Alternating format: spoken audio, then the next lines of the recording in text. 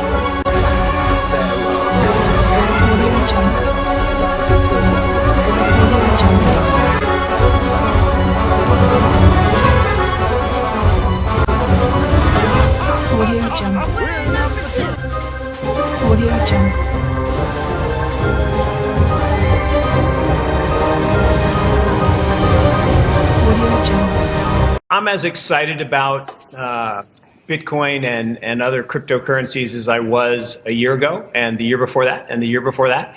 And I love these, Black Friday sales. I mean, it's almost like it is deja vu. A year ago, we were down about 10% overnight while we were all sleeping, working off the turkey coma.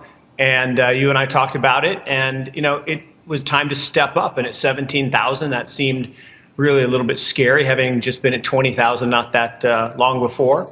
And I think we're in the same place. It's, all the fundamentals of Bitcoin are improving.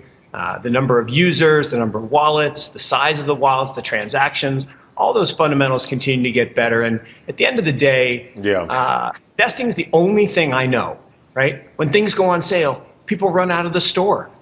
It's just amazing. Yeah, and you see what's happening in the country of Turkey, not obviously the poultry, the country of Turkey with an economic crisis. Their currency, the lira, has crashed, I think, 30+%. People look at that and they say, you see, this is exactly why we need Bitcoin. You got the US dollar, you got the euro, you got the yuan, maybe the yen, but for everybody else, this is why you need this digital currency, not because those people are now starting to suffer as their currency crashes. Brian, such an important point. Look, as a store of value, Bitcoin is really perfect. It plays the role of digital gold. Gold has been a great store of value for 5,000 years. An ounce of gold's bought a fine person's suit over that whole period, from a suit of armor to a zoot suit to a fine man or woman's suit on Savile Row. But digital gold is better, right? It's more portable, it's more divisible. And you think about countries like Venezuela or Zimbabwe, where the companies or the countries themselves devalue their currency 99.999%, all of your wealth is destroyed in that currency devaluation. And so it's not so much that Bitcoin is getting better relative to those currencies. Those currencies are just getting worse. And the same thing's happening all around the world. There is a global race to the bottom. When countries become very, very indebted, like we are in the West, the only way out is to devalue the currency. You can't pay the debt back. You can't restructure it. You can't default on it. So you have to devalue the currency. So that's why you need in your portfolio a base of crypto as a store of value. There was a time in your life, Mark, I remember, we've been talking for a number of years, now longer than I care to remember, where you were kind of a stock guy as well. So I'm going to ask you, with that beautiful tree behind you there in Tulsa, to put on that stock hat, given what we're seeing this morning. Yeah. Obviously, there's so much we do not know. We hear COVID, we hear variant, we hear strain, mutation, big, scary words. It seems like the machines are in charge. Do you agree with that right now, that everybody's doing the COVID playbook? Sell this, buy that. 100%. And look, you're absolutely right. Look, no one is around me, right? It's early in the morning. Now people are maybe going to go out shopping here a little bit later. But as you said, on these low volume days, these holiday days, if you get any sort of news, the machines absolutely take over and they move with reckless abandon. They don't care about the long-term view. They only care about short-term profits. And that's what happens. So people need to not panic. They need to buy what's on sale, stay in the store, don't run out of the store. And look, I think equities, right, big U.S. equities and broad Western markets, I do think are highly valued. There are some segments of the market in tech that are selling at levels we didn't think possible, 60, 70, 80 times revenues. Forget earnings. They don't even have earnings. So it's an interesting time. Markets are going to move fast because of the machines. And I think the key now is diversification, owning things like gold, owning things like treasuries. People say, why would you want to own those? They're down. That's when you want to buy them, when they go down. So rebalancing your portfolio, really critical here. I think it's going to be a very rocky few months.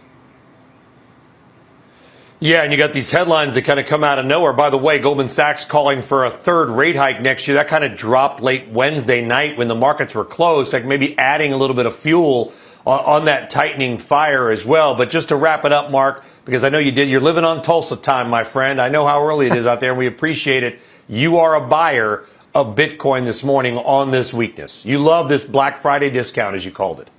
I do. This is a Black Friday discount. You should buy it. And again, don't buy it all today. Buy some today, buy some next week, buy some next month. Keep dollar cost averaging, because the price of Bitcoin doesn't matter. The daily price is a liar.